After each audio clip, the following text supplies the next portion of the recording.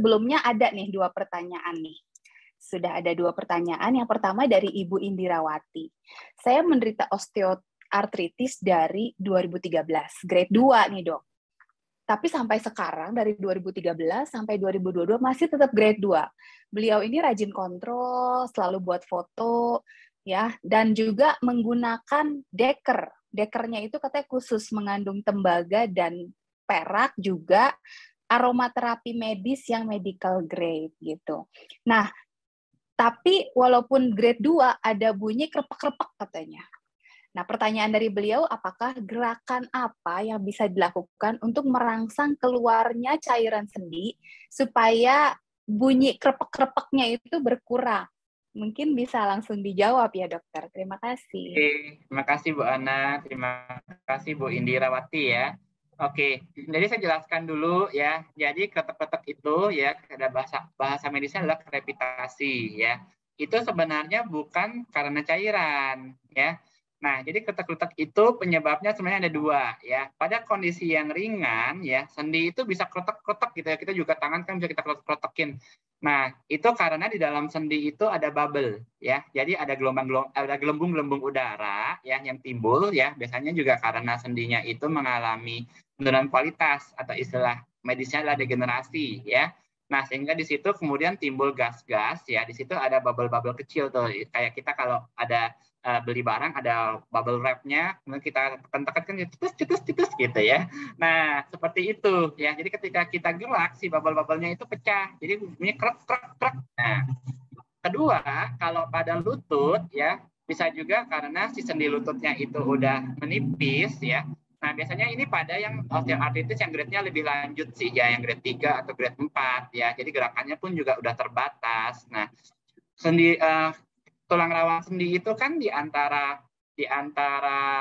kedua tulang lutut ini ya. Nah, itu berfungsi sebagai semacam bantalan ya. Nah, karena dia menipis ya, otomatis ketika gerak si tulang sama tulang ini dia semakin menempel. Nah, gerakan itu yang kemudian menimbulkan friksi yang menimbulkan gangguan tadi, misalnya krepitasi tadi juga gitu ya. Nah, jadi bukan disebabkan oleh cairan. Nah, sekarang pertanyaannya bagaimana untuk mengurangi itu ya. Nah, untuk mengurangi itu sebenarnya sampai saat ini penelitian-penelitian tidak ada yang bertujuan itu ya. Jadi krek-krek itu krepitasi itu sebenarnya tidak mengganggu fungsi ya. Yang mengganggu fungsi adalah nyerinya ya, adalah keterbatasan geraknya ya, kaku sendinya. Nah, itu menyebabkan gangguan fungsi ya. Nah, untuk mengatasinya atau untuk mencegah masalah lebih lanjut ya, saya izin share screen lagi ya. Oh, nggak bisa ya. Saya boleh maaf.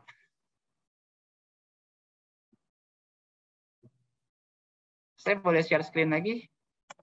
Boleh, dok. Sebentar ya, dok. Iya, iya. Coba dok, bisa? Oke.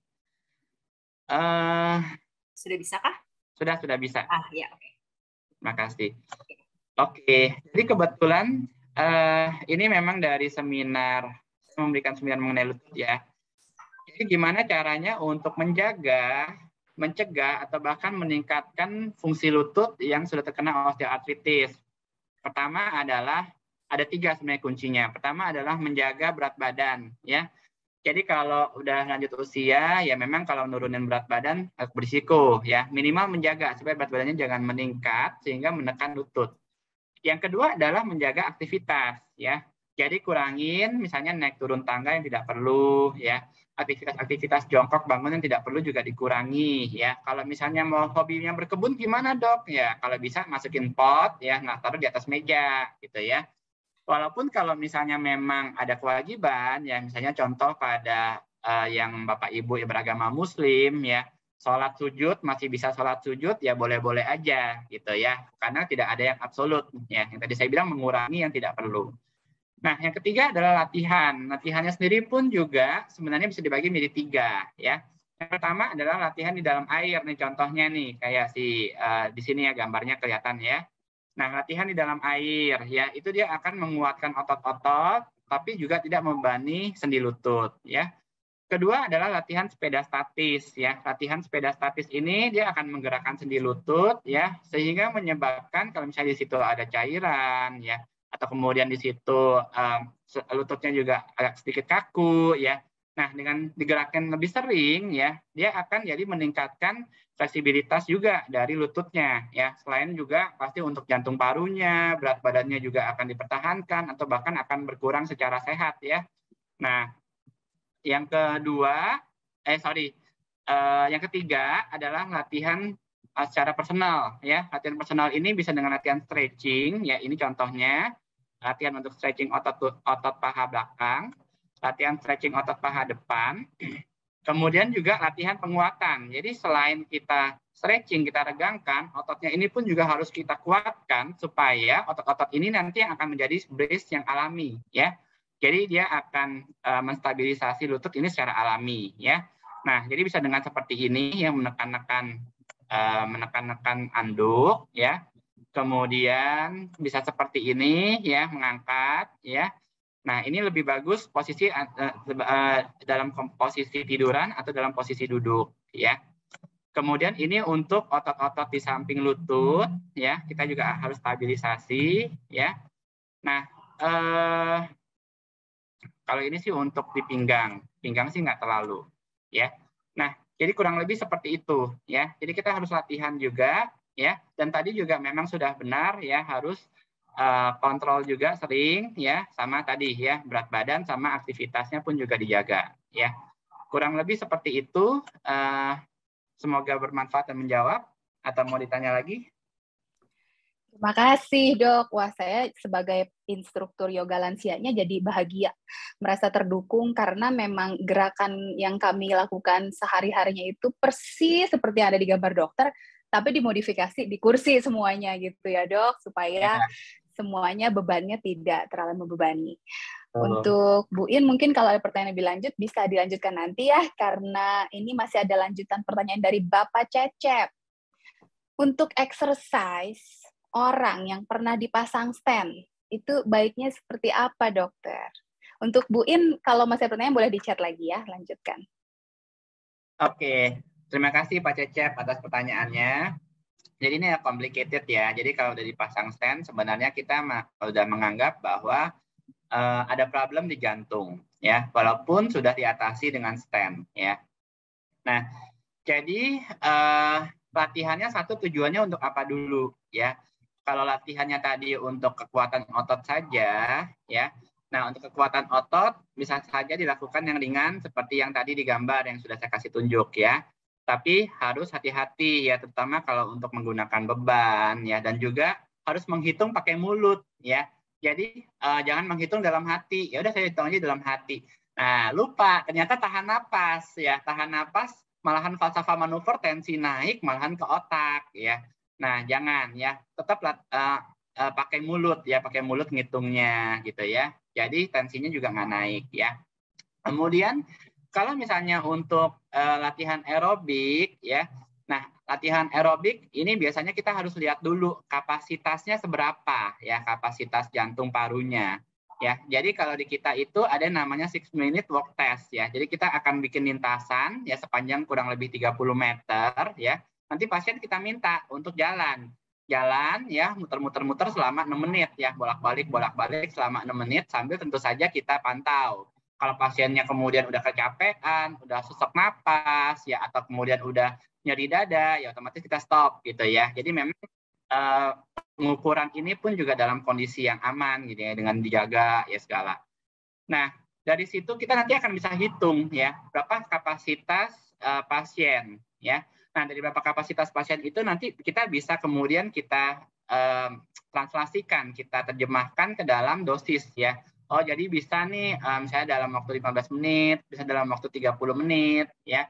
Atau juga bisa kita dalam heart rate pasien ya. Jadi heart rate-nya dapat kita ukur juga kalau misalnya pasiennya juga akan latihan di rumah ya. Nah, nanti dari pemeriksaan seperti itu kita juga akan bisa lihat nih, oh ternyata ini bisa nih misalnya 100 biasanya di bawah 100% sih, 90% dari heart rate maksimalnya pasien bisa gitu ya, 80% gitu.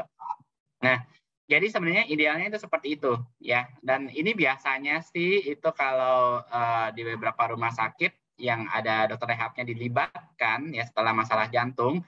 Nah itu biasanya sebelum dipulangkan itu diukur dulu gitu ya. Jadi dikonsulkan ke dokter rehabnya, kemudian diukur ya kapasitasnya seberapa, kemudian sama dokter rehabnya nanti akan bisa memberikan edukasi ya. Jadi aktivitas apa yang diperbolehkan, aktivitas apa yang tidak diperbolehkan seperti itu.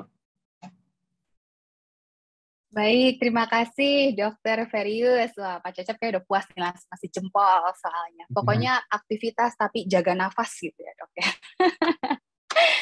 Yang berikutnya dari Bapak atau Ibu LS ini ya, pakai inisial. Dok, kalau penderita OA, boleh nggak sih minum glukosamin?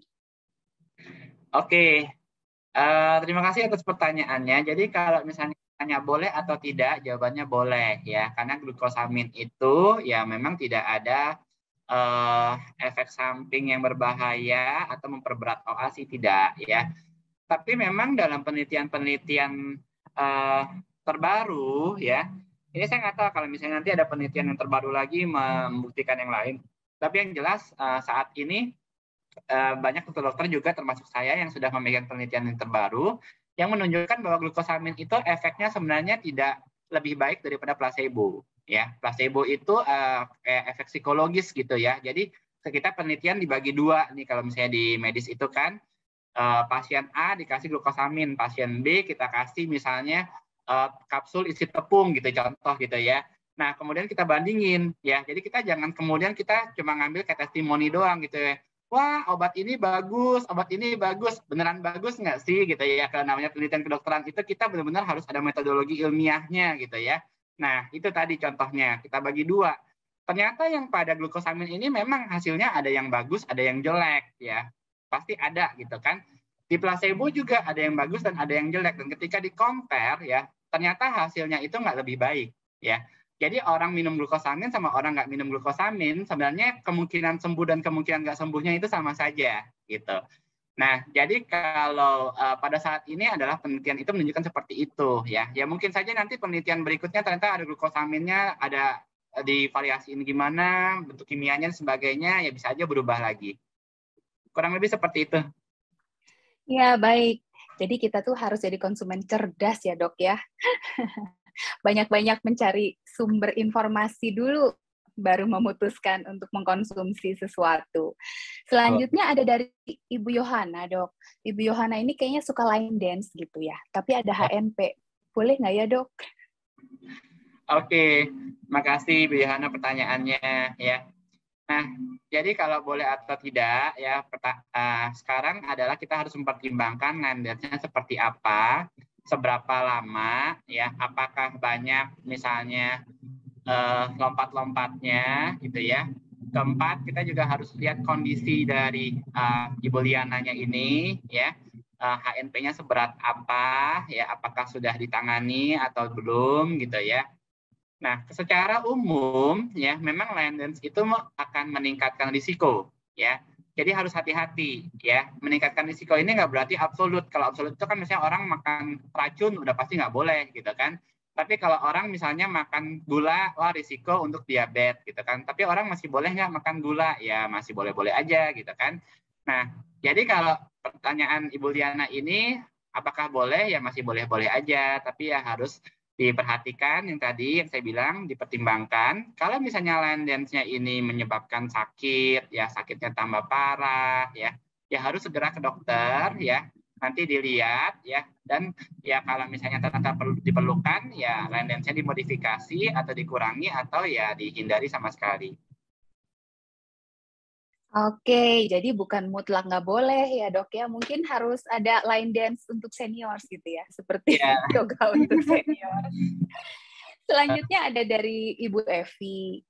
Katanya Ibu Evi ini punya orang tua, ibunya berusia 81 tahun. Lututnya sering sakit. Udah coba segala cara dok, yang suntik cairan, kemudian fisioterapi, latihan seperti sepeda statis gitu. Kayaknya nggak ngefek sih. Jadi dokternya bilang dioperasi aja. Nah, ibunya umurnya 81 tahun gitu. Jadi takut kalau mau dioperasi. Jadi akhirnya ya makan painkiller aja terus-terusan. Nah, bagaimana nih sarannya dari Dokter Ferius? Oke, maaf tadi dari Ibu siapa, Bu Ana? Ibu Evi. Oh, Ibu Evi ya, oke. Ya, terima kasih Bu Evi atas pertanyaannya ya. Nah, jadi memang kita harus lihat dulu ya. Tadi kan sudah ada yang menyebut mengenai grade ya. Grade-nya grade berapa? Kalau misalnya memang udah grade 4, ya itu memang lebih ke arah operasi. Kalau protokolnya seperti itu. Kalau grade 3, ya memang lebih condong ke arah operasi, tapi ya kalau misalnya nggak terlalu mengganggu ya masih oke lah gitu ya. Kalau yang grade 4, tapi ada juga pasien-pasien saya, aduh tapi saya takut operasi ya kan, nggak mungkin saya paksa-paksa gitu kan. Walaupun saya juga udah bilang ini sebenarnya lebih ke arah operasi. Ya oke, jadinya ya udah kita coba lakukan tindakan-tindakan rehabilitasi gitu ya.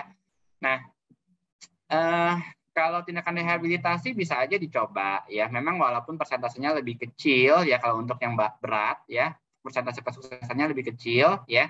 Tapi kalau misalnya pasiennya misalnya masih takut untuk operasi ya bisa aja kita coba ya. Nah, salah satu juga yang mungkin bisa kita coba adalah dengan terapi regeneratif ya. Jadi Dr. Cosmos ini pun juga sebenarnya ahli ini dalam bidang kedokteran regeneratif ya, tapi dalam bidang mata. Kalau saya kebetulan saya juga mempraktikkan ya terapi regeneratif dalam bidang otot tulang sendi ya. Jadi kita bisa menggunakan PRP ya. PRP itu platelet-rich plasma ya, diambil dari darah, kita ekstrak faktor pertumbuhannya, kita injeksi masuk dalam lutut. Kita juga bisa menggunakan proloterapi namanya. Proloterapi itu dari gula steril dextrose ya, dextrosa ya. Itu untuk memicu di situ reaksi regenerasi ya, sehingga si tulang rawannya dapat tumbuh gitu. Di center-center yang lebih lengkap, misalnya kayak RSCM ya. Nah itu bisa menggunakan stem cell ya. Tapi kalau stem cell memang masih, kalau saya sih masih belum banyak menggunakan ya. Nah itu bisa diambil, kalau stem cell bisa juga dari darah, bisa jadi dari sum-sum tulang gitu ya. Nah kalau untuk operasinya sendiri juga nanti sebenarnya bisa didiskusikan dengan ortopedinya ya. Biasanya pun juga udah dites dulu, kalau udah dicek dulu ya kondisi parunya, jantungnya. Jadi nggak akan dipaksakan, oh kalau misalnya memang nggak bisa operasi, dipaksakan operasi juga tidak gitu ya. Untuk anestesinya, obat biusnya pun juga udah dicek dulu sebenarnya. Nah, jadi kalau dari saya seperti itu, karena kan saya tidak melihat pasiennya secara langsung ya, jadi mungkin kayak sedikit blur gitu, gamblang kemana-mana gitu ya. Nah, mungkin dari saya seperti itu ya. Mungkin kalau nanti mau lebih ini bisa ke Instagram atau lewat paman juga ya, gitu ya. Jadi saya bisa tahu lebih detail problemnya. Terima kasih, dokter. Iya, betul sekali ya. Kayaknya sekarang ini untuk masalah lutut, terapi regeneratif juga sudah banyak gitu yang berhasil ya kalau dibaca-baca. Mungkin Ibu Evi bisa dicoba juga itu konsul lebih lanjut dengan Dr. Ferius untuk regeneratif terapi. Dok, yang berikutnya ada dari Ibu Lina Adi. Ini kebetulan rekan instruktur saya yang sama-sama mendampingi para seniors untuk stretching setiap Sabtu pagi. Sore dokter, katanya mau nanya untuk latihan penguatan otot, tapi untuk yang sudah knee replacement atau pergantian lutut. Ada ide nggak dok? Biar variasi nih kayaknya gerakan ngajarnya nanti. Oke, terima kasih Bu Lina Adi ya. Nah, jadi untuk knee replacement ya, nah gerakan penguatan ototnya sebenarnya sih nggak terlalu jauh berbeda ya. Kita harus lihat dulu setelah knee replacement ini range of motion-nya, lingkup gerak sendinya itu full atau tidak ya. Kalau misalnya tidak full ya kita bisa menggunakan yang tadi namanya isometrik ya. Jadi yang tidak terlalu banyak gerakan pada sendinya ya. Misalnya seperti tadi pakai anduk, tekan-tekan anduk aja gitu bisa ya. Tapi kalau misalnya masih full ya, nah bisa diberikan latihan yang namanya isotonik ya. Isotonik itu artinya gerakan sendinya itu full kayak tadi yang misalnya kondisi gambar yang pasiennya tiduran kemudian kakinya diangkat ke atas sampai full gitu ya. Nah itu bisa dikerjakan ya. Tentu saja ini bukannya habis knee replacement langsung gitu ya. Jadi biasanya habis knee replacement dokter ortopedinya juga memang konsul ke rehab medik ya. Ya kita kedokteran fisik dan rehabilitasi ini yang biasa ngatur ya mulai dari yang masih bengkak-bengkak, latihannya gimana, itu juga udah harus latihan gitu kan. Nah, tapi biasanya ya kita atur dulu. Nah, kalau misalnya memang udah sampai ke klub, kita biasanya sih yang udah mungkin sebulan gitu ya, atau mungkin berapa minggu kali ya Bu ya. Gitu. Jadi yang udah nggak terlalu berat, udah lebih stabil, luka-lukanya udah pada sembuh ya. Nah, jadi itu nggak terlalu beda ya dibandingkan sama yang latihan latihan pada pengapuran sendi lainnya. Nah, begitu ya. Ternyata ya lumayan lah ada opsi-opsinya. Dari Ibu Indirawati yang tadi, Dok, ada lanjutannya ini. Saya sudah latihan sepeda statis. Nah, tapi untuk penguatan otot paha harus dirutinkan lagi nih.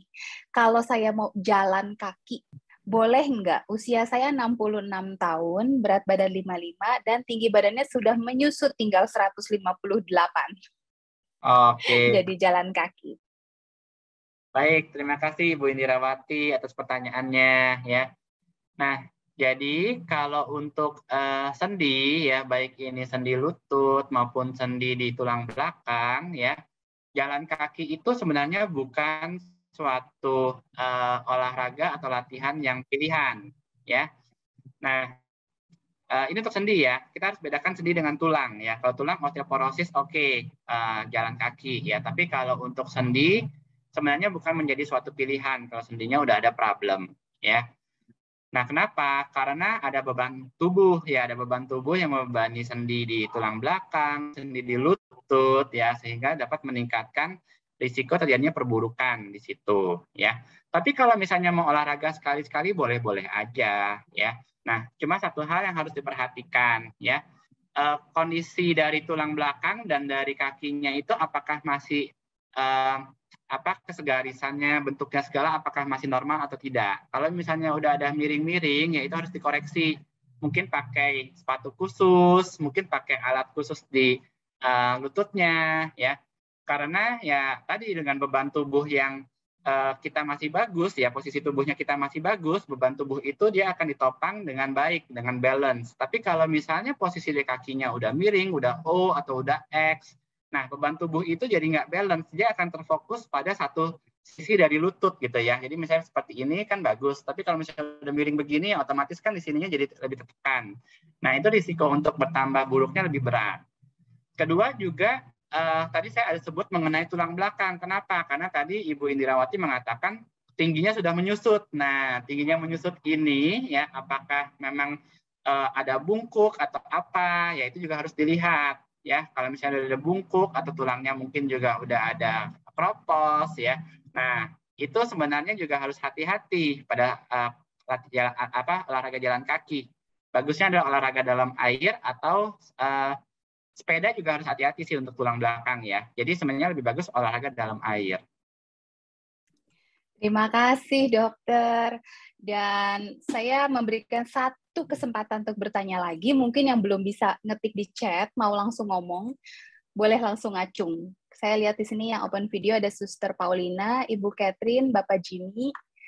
Kalau mau bertanya silakan mengacungkan tangan, tapi kalau misalnya belum ada atau sudah keburu ditanyakan sama orang lain, saya aja yang nanya. Aman ya Ibu Catherine, aman. Suster Paulina, Bapak Jimmy, sudah terpuaskan semuanya. Dok, kalau gitu giliran saya yang nanya nih. Udah nunggu dari tadi pengen nanya. Tadi kan dokter juga membahas selain exercise juga ada asupan nutrisi ya. Nah, untuk para seniors ini, ada nggak sih nutrisi lebih gitu yang harus dikonsumsi dibanding yang muda-muda? Seperti itu. Oke, baik. Terima kasih Bu Ana. Ini sebenarnya pertanyaannya agak sulit ya, karena sebenarnya saya juga bukan bagian gizi ya. Tapi juga memang saya juga sering memberikan edukasi, tapi edukasinya mungkin nggak sedetil kalau bagian gizi ya. Nanti mungkin dari Paman pasti juga akan pada senang nih, pada interest kalau mengundang dokter gizi memberikan mengenai gizi nih ya.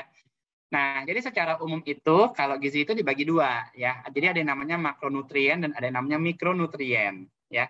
Makronutrien ini ada 3 ya, yaitu protein, karbohidrat, sama lemak ya. Nah, ini sebenarnya harus balance ya. Jadi nggak boleh misalnya kebanyakan makan lemak gitu ya. Nggak boleh kebanyakan makan karbohidrat. Ya, makan nasinya kebanyakan. Nah, nggak boleh ya. Jadi nanti bisa diabetes dan sebagainya. Nah, karbohidrat itu kurang lebih kalau protein itu sekitar 12% ya, saya sedikit lupa ya, karena 12-20% dari kita punya makanan sebenarnya asupan ya. Sementara kalau lemak itu bisa mungkin sekitar 20-30%-an ya. Nah, karbohidrat itu memang bisa sisanya gitu. Nah, memang harus juga karbohidratnya ini pun juga yang banyak serat ya, yang banyak serat sehingga untuk pencernaan juga baik ya, dan kemudian karbohidrat kompleks ya, jangan karbohidrat yang kayak gula gitu yang meningkatkan ada namanya indeks glikemik ya, jadi meningkatkan gulanya lebih tinggi. Nah, kedua tadi saya bilang ada yang namanya lemak ya. Nah, lemak ini pun juga harus dicari adalah lemak yang tak jenuh ya, karena kalau lemak yang jenuh itu dia akan meningkatkan kolesterol jelek ya. Nah, yang ketiga tadi protein. Protein ini penting sekali ya, karena pada orang-orang lanjut usia ya kan otot-ototnya kan juga menurun gitu ya. Nah, cari protein-protein yang tidak banyak lemak ya. Banyak kan protein itu kan dari hewani ya, dari daging-daging dan sebagainya. Nah, itu cari yang daging-dagingnya yang tidak banyak lemak ya, sehingga tidak menambahkan kalau di lemak yang di hewani itu adalah lemak yang jenuh ya, lemak yang tidak bagus buat pembuluh darah, buat kolesterol yang tidak baik ya. Nah, jadi baiknya daging-dagingan pun juga adalah lemak yang cari daging yang tidak terlalu banyak lemak gitu. Oke, jadi jelas ya. Terima kasih banget Dr. Ferius. Memang hari ini sharingnya dan terutama tanya jawabnya itu sangat mencerahkan gitu. Untuk Bapak Ibu mungkin yang punya pertanyaan tapi belum bisa nanya hari ini, tadi ya boleh langsung follow IG-nya Dr. Ferius atau melalui aplikasi Paman bisa nanya langsung sepuas-puasnya. Mau lebih puas lagi, konsul langsung sama dokter di rumah sakit ya dok ya.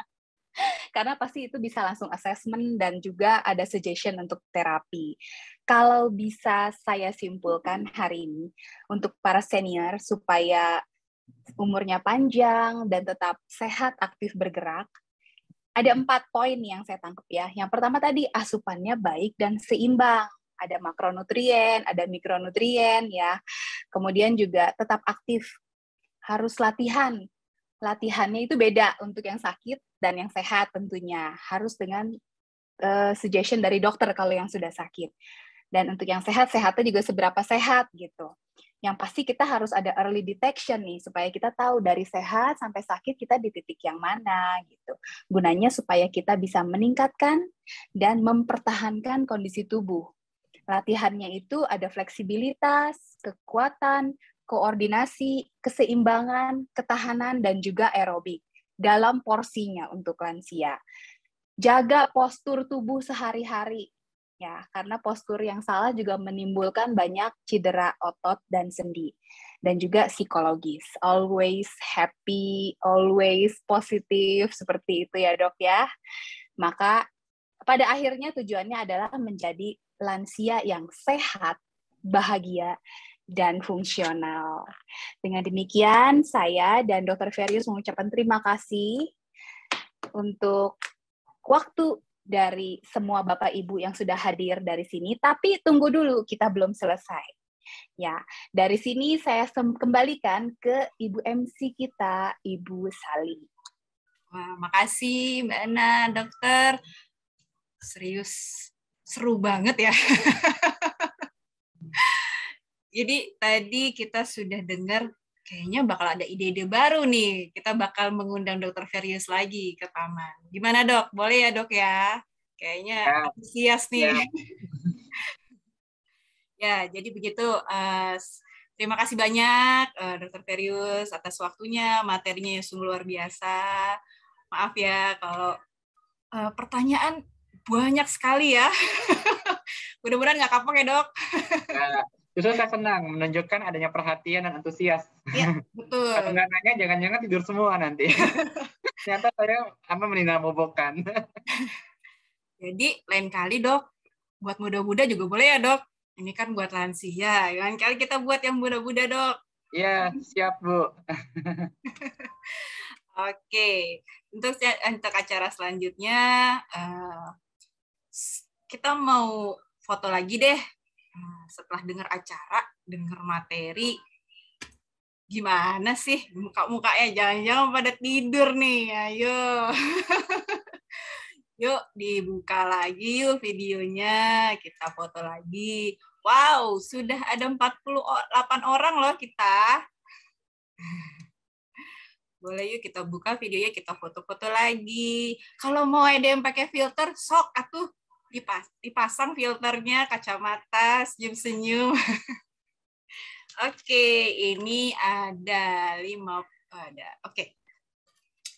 1, senyumnya yang cantik. 1, 2, 3. Oke.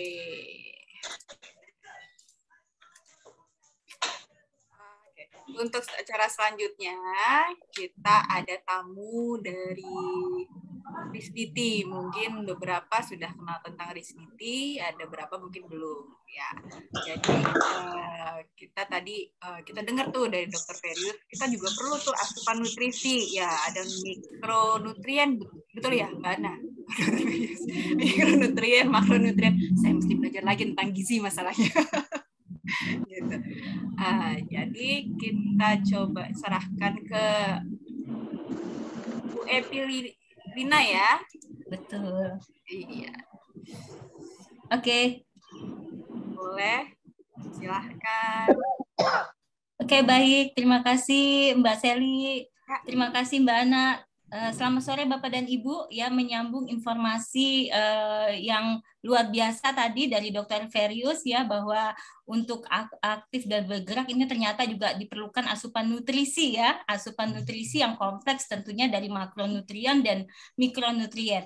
Nah, kami dari Risniti ingin menyampaikan satu informasi, salah satu produk, ya, yang bisa mendukung kita untuk tetap sehat, aktif bergerak di usia senior nih, yaitu Bon M. Kalau boleh saya bisa share screen Ibu Seli? Ya, jadi kita bisa lihat video tayangan produk. Saya make host Bu Epi ya. Boleh. Izin ya Bapak Ibu ya. Siapa tahu ya di antara Bapak dan Ibu ada yang memerlukan ya salah satu produk nutrisi yang mendukung untuk kesehatan sendi maupun tulang ya. Di sini kita ada produk namanya Bon M.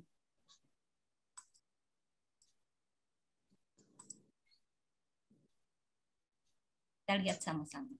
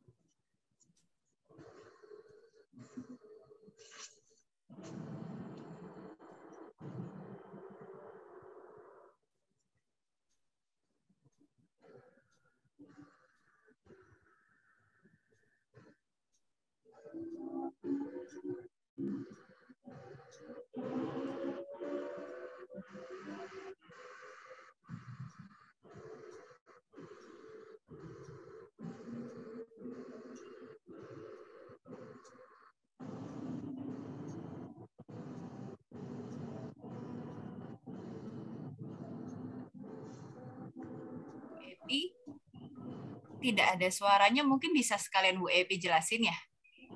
Oh, tidak muncul ya suaranya ya? Nggak apa-apa, sekalian aja dijelasin. Oke, ya lanjut ya informasinya ya Bapak dan Ibu, bahwa ya Bon M ini adalah salah satu nutrisi yang mendukung kesehatan sendi maupun tulang ya, karena tadi juga di usia kita yang terus bertambah ya ternyata ancaman atau resiko terjadinya penurunan ya pada sendi maupun tulang itu bisa saja terjadi ya, apalagi ya kalau kita aktivitasnya juga terbatas ya, kurang bergerak, kurang olahraga, plus juga asupan ya yang mendukung untuk kekuatan maupun maupun kesehatan sendi ini juga kurang nih ya, bahwa ternyata ya untuk mendukung kesehatan maupun kekuatan sendi itu perlu unsur protein, vitamin, mineral dan lain sebagainya yang harus kompleks, jadi tidak bisa berdiri sendiri ya Bapak Ibu. Nah, Bone M ini unsur nutrisinya ini cukup kompleks ya, jadi seluruh unsur yang membantu menyehatkan sendi maupun tulang itu lengkap ya, jadi kita nggak perlu beli satu-satu ya, karena semuanya sudah ada di dalam Bone M ini ya. Nah, mencegah itu lebih baik daripada mengobati, karena ancaman ini tadi juga luar biasa ya. Kalau kita sudah terjadi tulang keropos ya, tentunya ini akan memudahkan tulang kita mengalami patah tulang ya. Tentunya ini juga bisa beresiko keterbatasan pada saat kita melakukan aktivitas gitu, ataupun ancaman osteoartritis ya, terjadinya penurunan sendi sehingga kita juga jadi nyeri, kaku dan lain sebagainya ya pada persendian. Nah, biasanya di usia-usia kita yang sudah senior ya, ada nih yang sudah mengalami masalah-masalah ini ya, sehingga mencegah itu lebih baik daripada mengobati. Kita bisa manfaatkan Bone M, ataupun kalau memang sudah punya masalah ya, kita juga bisa membantu untuk terapi nutrisinya ini dengan Bone M Bapak dan Ibu. Nah, kenapa ya, karena Bone M ini unsur mikro dan makronya ini lengkap nih ya, ada kolagen hidrolase-nya ya yang bisa membantu untuk elastisitas persendian kita ya, dan ternyata kolagen ini juga berperan untuk sebagai unsur penyatu tubuh ya. Jadi vitamin, mineral yang kita konsumsi untuk kekuatan tulang ini juga perlu kolagen. Nah, enaknya kalau kolagen hidrolase ini dia mudah diserap oleh tubuh kita. Ya, lalu ada antioksidannya, ya ada vitamin C-nya, ada probiotiknya, dan unsur-unsurnya ini juga aman dikonsumsi oleh semua usia gitu ya, yang sudah memiliki masalah-masalah ataupun tidak punya masalah. Lalu ada kalsium juga ya, karena memang diperlukan juga nih untuk kekuatan tulang, yaitu ada kalsiumnya ya. Bapak Ibu bisa lihat di sini bahwa ternyata kalau misalnya kolagen yang menurun ya di dalam tubuh kita, bisa terjadi banyak masalah, baik itu kulit ya, rambut, gigi, gusi ya, termasuk juga pada sendi maupun tulang ya. Jadi tulang bisa keropos, sendi juga bisa bermasalah, terjadinya nyeri atau osteoartritis ya, seperti itu. Nah, kita bisa lihat bahwa ternyata dengan mencukupi kebutuhan nutrisi yang kompleks ya, di dalam hal ini kita bisa gunakan Bone M, ini akan membantu untuk menjaga kesehatan sendi ya, meningkatkan elastisitas persendian dan juga mendukung kekuatan tulang.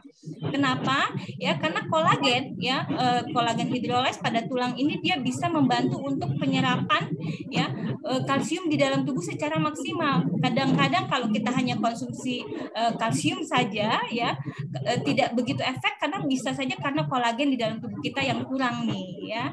Nah, kalau kita harus beli satu-satu kan biaya yang kita keluarkan juga cukup mahal ya. Jadi enaknya minum Bone M itu semua unsur ada semua. Lalu ada Lactobacillus reuteri ya, sebagai anti radang alami yang memang kita juga perlu ya, karena dia bisa membantu produksi interleukin yang bisa meningkatkan antibodi ya di dalam tubuh kita ya. Jadi bagus juga untuk kesehatan sendi yang sudah mengalami nyeri-nyeri ya, sakit-sakit pada persendian. Nah, jangka panjangnya kalau kita konsumsi Bone M, ternyata bukan hanya sendi maupun tulang saja yang terbantu, dia juga bagus untuk kulit gitu. Kadang-kadang tuh kan kalau sudah usia, kadang-kadang kulit kita juga sudah mulai terjadi penurunan juga ya elastisitasnya, jadi bermanfaat juga untuk elastisitas pada kulit kita.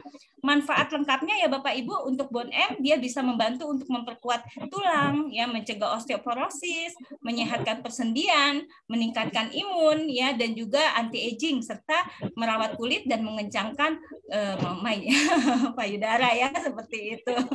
Mbak Seli senyum-senyum ya kalau payudara. Nah, kita lihat juga banyak yang sudah mengkonsumsi ya, alhamdulillah sejauh ini untuk pengenalan Bone M sudah banyak orang-orang yang punya masalah persendian maupun masalah tulang ini terbantu Bapak Ibu. Ya, ada yang sudah susah untuk tidur berbaring ya, usia 80 karena dia ada masalah persendian di belakang, dia harus pakai bantal atau duduk gitu tidurnya. Sejak konsumsi Bone M dia sudah bisa tidur berbaring ya, jadi elastisitas pada persendiannya juga terbantu. Kita bisa lihat juga ada yang memiliki masalah tulang keropos, ada yang sudah 5 tahun bahkan 1 tahun sebelum konsumsi Bone M dia sudah nggak bisa jalan. Nah, setelah konsumsi Bone M ternyata nutrisinya membantu untuk kesehatan tulangnya ya, sekarang udah bisa jalan. Tentu dibantu dengan fisioterapi ya yang dilakukan oleh ahlinya. Nah, juga bisa membantu untuk masalah-masalah cedera, misalnya kita trauma atau ada keseleo atau jatuh gitu ya, ini juga bisa membantu secara alami. Nah, kita lihat juga ya, tinggal sedikit nih ya. Jadi ada orang yang juga punya masalah tulang ekor ya atau varises, ternyata dengan konsumsi rutin Bon M ini juga terbantu. Nah, gitu Mbak Seli. Nah, hari ini nih Mbak Seli yang boleh saya informasikan ya buat Bapak Ibu yang berminat ya untuk memiliki Bon M ya dan mengkonsumsinya, ada harga khusus ya, harga istimewa buat Bapak dan Ibu ya. Kalau beli secara sengaja gitu ya 1.260.000 gitu. Tapi khusus hari ini ya, dan yang berminat bisa hubungi ya, ada CS-nya di sini. Ini cukup biaya 1.050.000 dapat satu box Bon M isinya 15 saset ya. Cukup kita konsumsi 1 saset per hari ya secara rutin untuk kekuatan sendi maupun tulang kita. Hubungi 0838 9382 4454 dengan Ibu Okta, Bapak dan Ibu ya. Jadi bisa diinformasikan di sana ya untuk mendapatkan harga yang spesial ini. Mungkin ini Mbak Seli yang bisa saya sampaikan. Ya, terima kasih. Terima kasih Bu Epi. Wow, luar biasa. Oke, terima kasih. Untuk selanjutnya nih, kita mau adain lomba kompetisi nih antara Paman dengan Bon M ya, Bu Epi ya. Betul. Jadi kalau bapak-bapak, ibu-ibu, oma-opa pasti suka foto-foto kan? Siapa yang suka olahraga? Oh, atau setelah yoga gimana Mbak Ana, ya kan? bisa gitu. Jadi bisa foto oma-opa atau bapak ibu bersama sendiri atau bersama pasangannya. Jadi bisa, sebentar ya, mohon maaf, yang lain saya mute ya supaya kita bisa ini. Ya, jadi nanti di foto setelah olahraga, setelah minum Bon atau minum Bon M, lalu foto bareng Bon M-nya. Mungkin ada orang mau mencoba Bon M-nya, bisa nanti langsung hubungi Bu Epi atau yang nomor yang tadi ya, Bu Epi ya. Nah, nanti dari foto itu kita akan pilih 3 pemenang, lalu boleh fotonya itu nanti dikasih tulisan di bawahnya gitu. Ya, saya habis sehat bugar gitu bersama Bon M atau sehat bugar setelah yoga gitu. Bisa. Nanti kirimkan saja ke saya atau ke Paman, mungkin ada nomornya ya di nomor yang saya infokan sebelumnya, yang ada di flyer atau yang di WA, nanti tinggal kirim saya, nanti kita pilih pemenangnya, lalu nanti kita akan umumkan di acara berikutnya gitu. Oke, itu aja. Lalu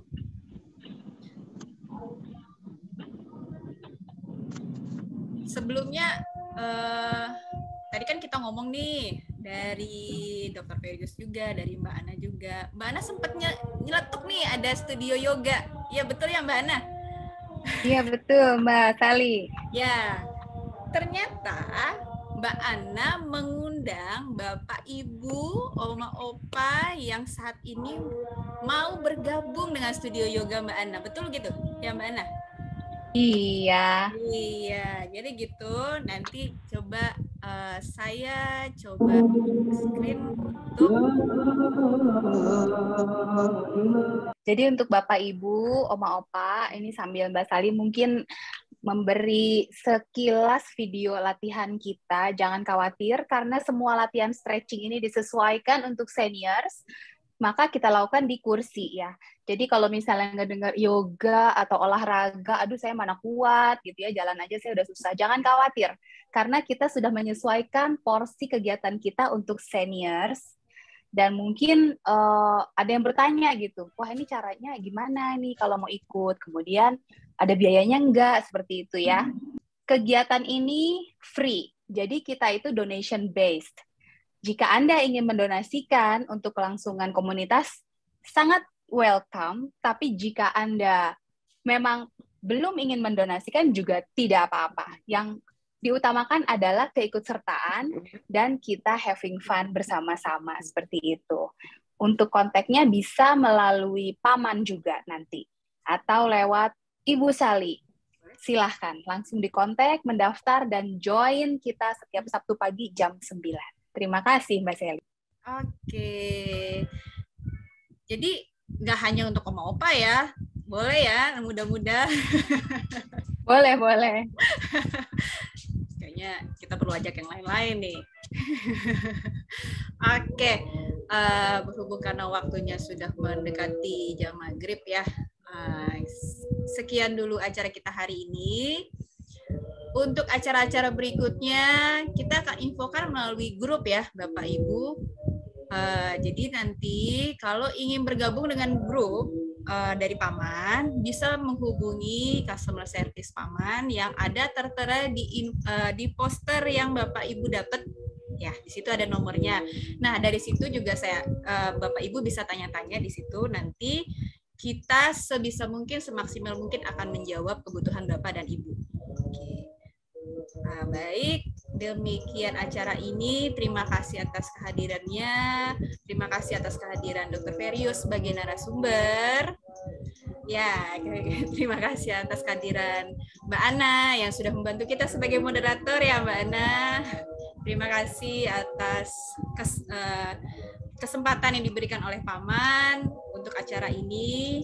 Nantikan acara kita berikutnya mungkin tentang sendi, kesehatan sendi, ataupun gerakan-gerakan sendi yang untuk lansia ataupun untuk penyakit tertentu boleh. Nanti kita undang lagi dokter Feriusnya. Mudah-mudahan nggak bosan. Gitu. Oke, terima kasih.